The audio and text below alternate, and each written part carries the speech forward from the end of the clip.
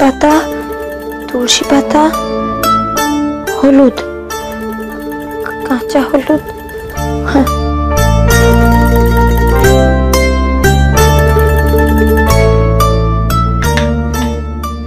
মধু আর দুধ, চন্দন বাটা,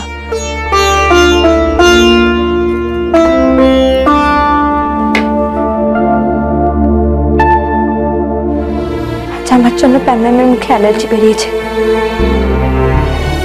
এটা যদি আমি ঠিক না করি তাহলে সবাই ভাববে যে আমি ইচ্ছে করে চাই এলাচ দিয়ে দিয়েছিলাম, কিন্তু আমি তো সেটা ইচ্ছে করে করিনি।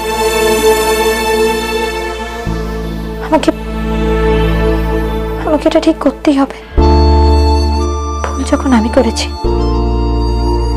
তখন ঠিকটা আমিই করবো।